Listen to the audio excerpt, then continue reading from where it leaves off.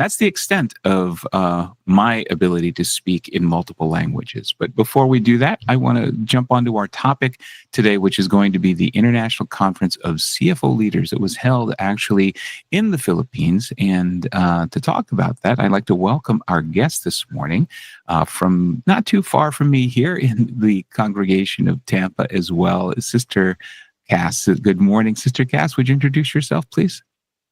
Good morning. Thank you for inviting me on once again. My name is Sister Cassandra. I'm from the local congregation of Tampa, Florida, and I am the District Kadiwa president here in the District of Florida. Fantastic. Well, then that means that you are the right person to be talking to about this very, very special activity that was held, and that is the International Conference of CFO Leaders. Why don't we just jump right in, because I have so many questions for you, because this, just seeing the photos and the pictures of this activity just made it seem like such a tremendous effort to try to put something like this together. And I know that you've been to a previous activity that was very similar to this a few years back. Can you tell us about that, a little bit about that activity? The previous one or this one? The previous one. Yeah, the one that you first attended. Absolutely. So in 2023, I had the privilege and honor to participate in the Kadiwa Leadership International Conference, where it gathered leaders from throughout the world, and that took place over 4 days in the Philippines. And it was so much knowledge, so much team building, so much brotherhood. It was the perfect way to kick off the 50th anniversary for Kadiwa and Binhi that year. And so that was actually held as a sort of an activity focused on just the Kadiwa organization, which, for those of us, if you're watching, the Kadiwa organization here in the Church of Christ is the youth organization for those that are 18 or older. Those are single brethren who are of 18 years old or older. And then, of course, we have the Binhi organization, which is another one of our youth organizations. And the Binhi organization are from 12 to 18, of course, also single. And then the other organization we have is something called the Buklod organization. The Buklod organization in the CFO, or Christian Family Organizations of the church, are those married members. And the church puts these organizations specifically in this order. So this way, the brethren are within their own peer groups, and they're able to work with them, have fellowship with them, because they have obviously similar interests. They're at the same stages in life. And it's really important that that support be provided for them in order, for them to continue thriving on their specific missions. Like, for example, when we talk about the Kadiwa, since you're the Kadiwa district president, I think this is a fair question, Sister Cass, to ask you. What is the mission of the Kadiwa organization? The mission of the Kadiwa organization is to ensure that our Kadiwa remain focused on, first of all, the doctrines of the church, putting God first, but also to live a Christian life, focus on our education or our livelihood, and prepare ourselves for the way of marriage. Great. And of course, being overseeing the Kadiwa organization here in the district, there's also the Binhi organization, as we'd mentioned. And since we don't have a Binhi representative, can you tell a little bit about what their mission is in the Binhi organization for that group from 12 to 18 years old, or 12 to 17 years old? You're putting me on the spot, Brother Robert. There's actually missions and visions for each CFO, so I don't know word for word the Binhi mission, but I would think that it would to be similar, to follow in a Christian life, to focus on education.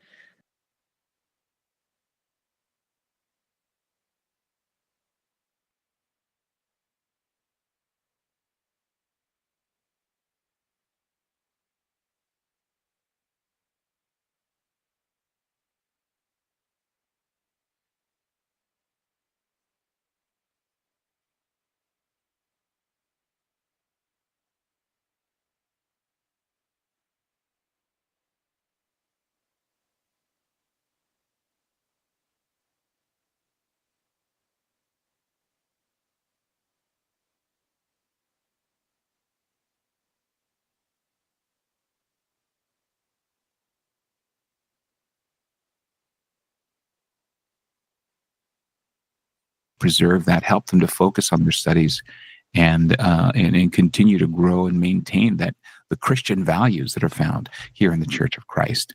But so the reason I wanted to kind of set the stage and talk about all of the different organizations is because unlike the one that you mentioned, to 2023, this activity that we're talking about, the International Conference, really combined all three organizations, right?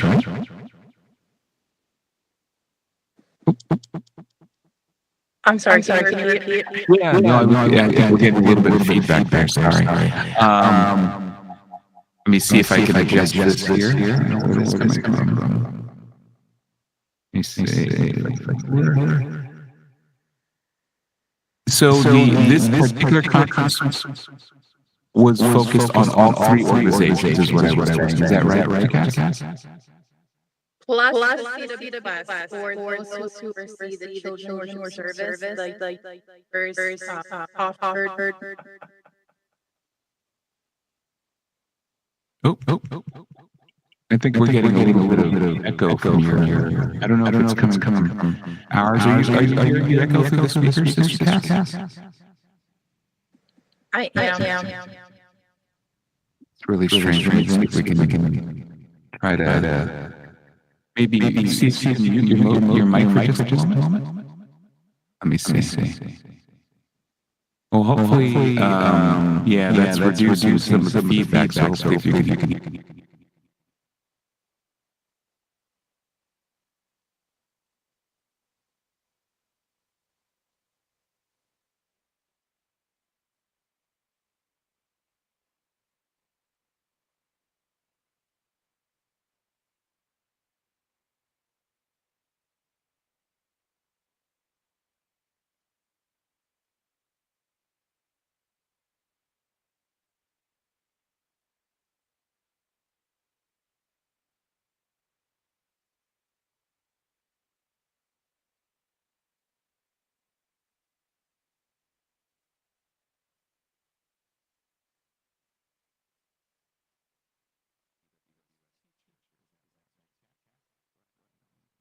I am. I've been a CWS teacher for 14.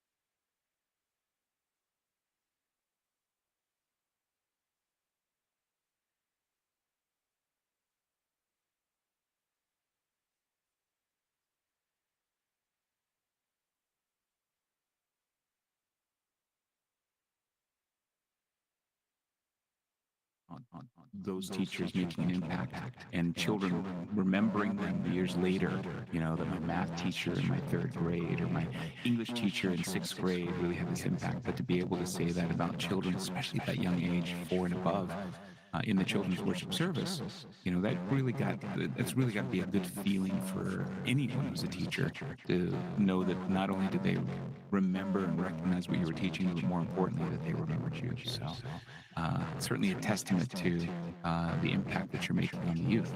So let's jump into the conference.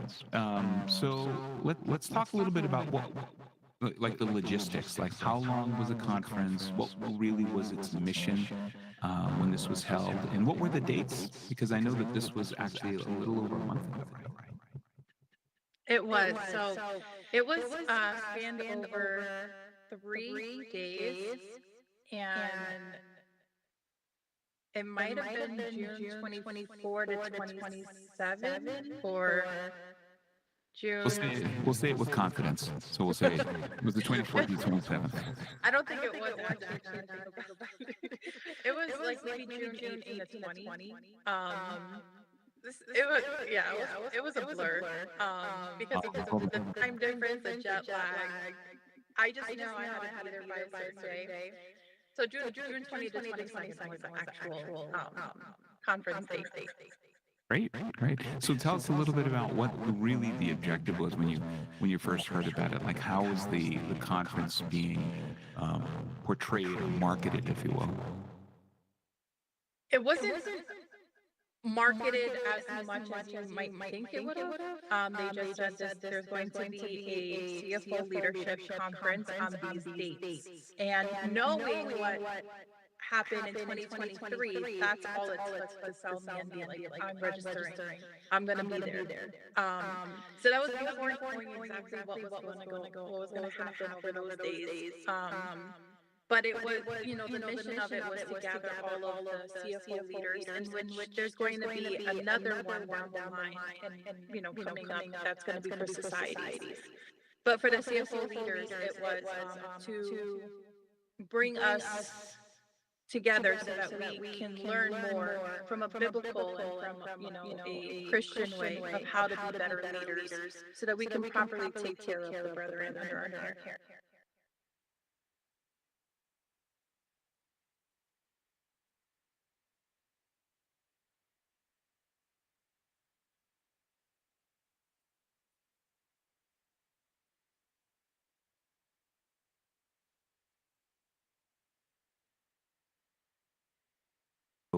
And when obviously this, we're 2025 during that period of 2020 through 2022-ish, when there was COVID, and all of a sudden everything just kind of turned into remote activities, right? Because we weren't able to physically get together with each other. To be able to do this now and be there in person with your fellow Kadila, your fellow CFO leaders, and meet them face to face and kind of have real conversations outside of a phone screen or a computer screen. What is that feeling like now compared to maybe before? Because I'm sure you attended activities like this before the pandemic, right? Are you noticing that there's much more enthusiasm now since we had that period of time where we weren't able to do it? So you might see my eyes starting to glaze over, because I feel like I'm going to cry. But to answer one of your questions, the feeling is you can't do anything but thank God. Thank God for opportunities like this. When we had the period where everything was remote and you couldn't really, um, it feels different. And so when everything is opened up and you're able to be with one another, and it's not just the feeling of being present with another person, it's also, that shared space where you're able to.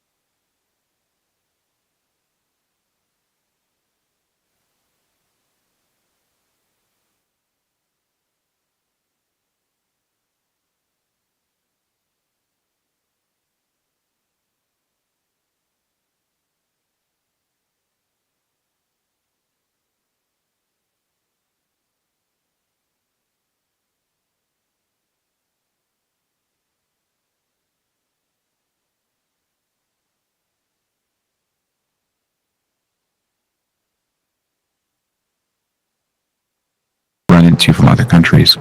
So Hong Kong, Australia, Canada, Kuwait, Japan. That's off the top of my head. Now I'm going to start getting slower. Oh, that's okay. They were all over. That's amazing. And will you're also able to learn and share and talk about different cultures, right? In your respective places, and a gathering like this is obviously something to a huge effort, because you're talking about travel and accommodations and everything else, which is always a challenge when you have that many people in attendance. And I think, and I asked you this before the show, obviously compared to the 2023 Kadiwa activity, what were some of the comparison or contrasts or comparisons you could make between that one and this one? So I did not want to go there with a comparison, because I did not want to thieve myself of the enjoyment I would get from this conference. But there's definitely differences that you can see, taking a step back after having gone through it and being able to address both sides. In 2023, it was solely for the Kadiwa organization. And that was something that was so unique to me and in my experience. And it really made all of us super close. And I cherish that conference with my whole heart, with everyone that I have met and I still talk to on a very regular basis.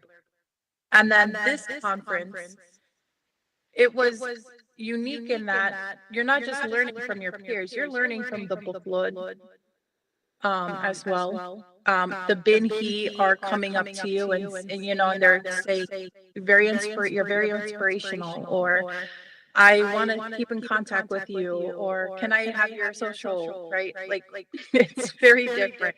The CWS organization, those are full of teachers. And they come from, Kadiwa and Booklet organizations. So you're learning from so many different organizations and different leaders. And I also really enjoyed the timeline of how we had this conference, because it started with a worship service and it ended with a special lecture. And to me, there was, I was talking with the organizers and I said, you planned this perfectly. Oh, that's well, and obviously there's a lot of effort put into making this truly impactful for those that are coming. I mean, so many of you guys traveled a tremendous distance to be there, and I think that really made it a mission for those organizing this to make this as worthwhile and beneficial as possible. And when you look at the different activities, because you did have such a mix, what were some of the topics that were covered, or things that you learned, and maybe if you heard from maybe the Bookwood sessions, what were some of the topics or subjects that were covered with them?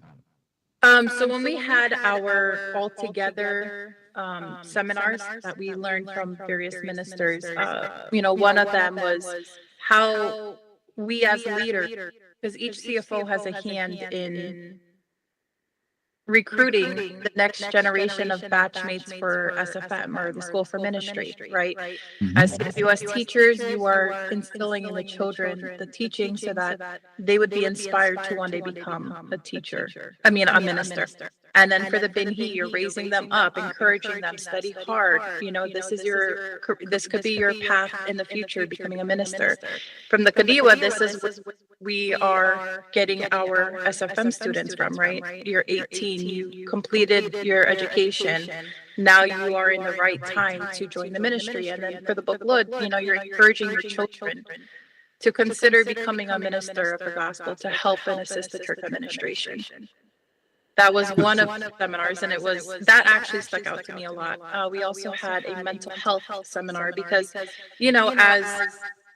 as leaders, we're not immune to the stresses that come with our regular everyday life. And then, we have our church duties and the responsibilities of leading our organization.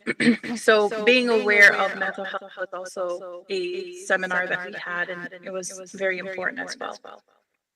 So, in the way that they structured this, obviously, is they broke it up into the specific organizations based on CFO, and that way they could be with their peers and learn. And I know that you had a few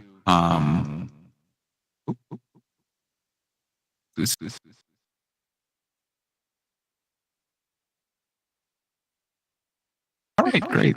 And it appears that when they put these together, like let's talk a little bit about some of the photos here. There were obviously sessions that were. Let me see. They're still saying that my mic might be muted. So hopefully, if you're in the chat watching us, you can't hear us.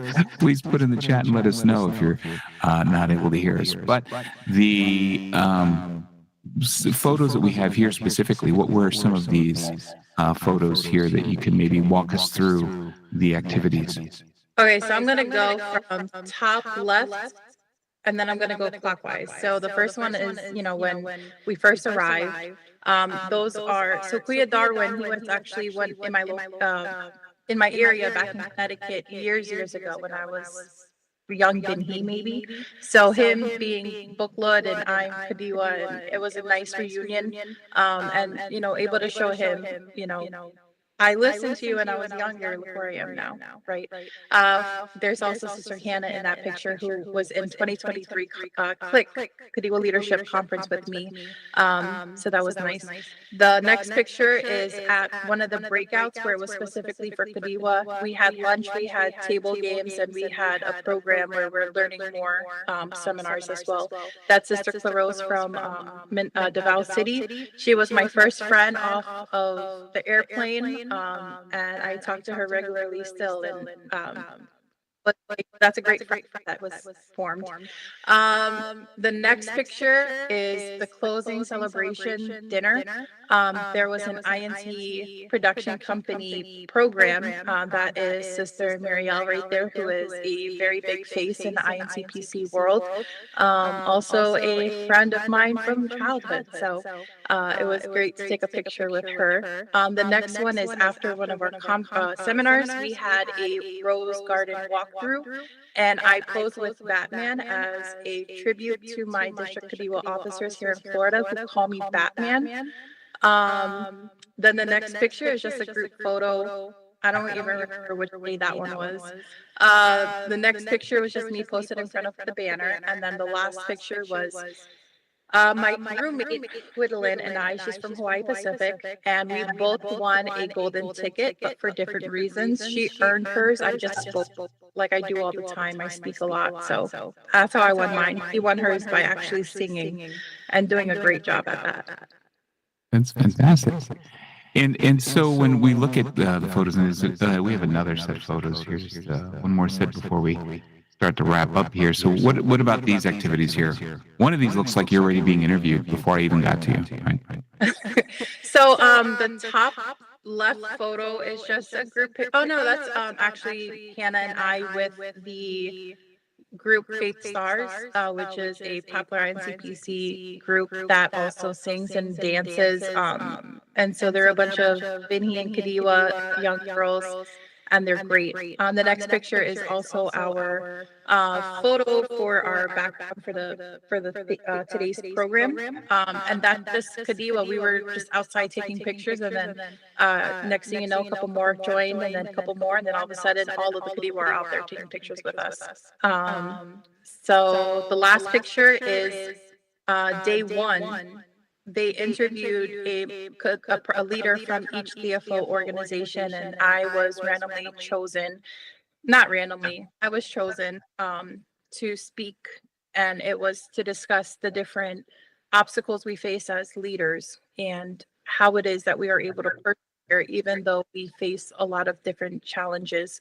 And this was unique because they interviewed one person from each CFO, and it was different challenges. Like the brother on stage with me, he's from Canada, and his challenges are, the snowstorms that they face and how it, you're able to still perform your duties despite kind of being out of commission. Right. Well, and when you look at the way that they put this together, because you do have such a large number of different leaders from around the globe that have gathered together, that I'm sure that, being able to share these stories with them helps them to feel that whatever problems they're dealing with, they're not facing them alone, that they're not the only ones that have those problems, right? And I think that's one of the biggest sort of takeaways for many of them is that, wow, the same problems that sister has in her district is the same problem that I have. And now let's get together and kind of come up with some solutions for them, because that's one of the biggest struggles is, and you even mentioned it earlier in the show about the focus on mental health and building resilience amongst the leaders within the CFO, that that feeling and that realization that you're not alone in the same situations, I think helps a lot. Well, Sister Cassandra, as we like to often say, we are the fastest 30 minutes on radio because we're now at just about the top of the hour. But really want to thank you for joining us today. I want to just take a quick second and offer up some shout outs for those that took the time to join us today. We have, of course, this morning, Sister. First one, always in the chat, is Sister Melka Newcomb, the wife of our beloved district minister here, Brother Lowell Newcomb. We also have Thelma Sangrones. I'm sorry if I butchered your name, but thank you for the shout out. And Brother Adrian, one of our favorite guests, loves to join us, or favorite fans from there in South Las Vegas, all the way on the West Coast. Mario Okoa from the Philippines is here. Sister Cynthia Catley, Michelle LF, who's watching us from Spain. So, hola, buenos dias. I think it's in the morning over there. And then also to Omar Kusin, who's coming to us from East Jacks. Christina Lozon, Dulce Gallion. That sounds like a very familiar name, Sister Cassandra. Hi, Mom. Yeah.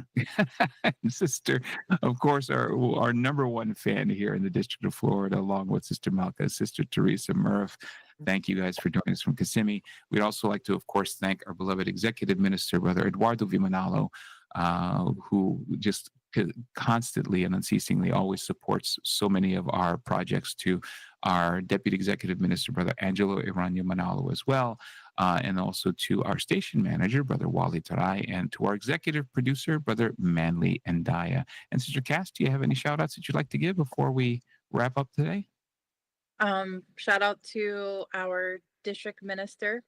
Shout out to the District of Kadiwa, Florida. Thank you so much, both to the church administration, for these experiences and allowing me to speak about them.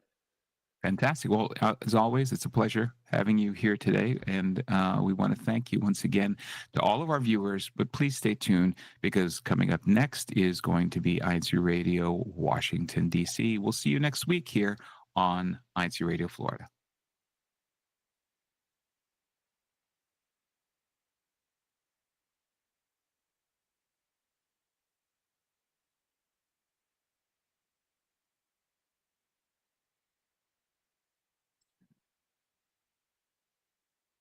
Or we may just keep on going.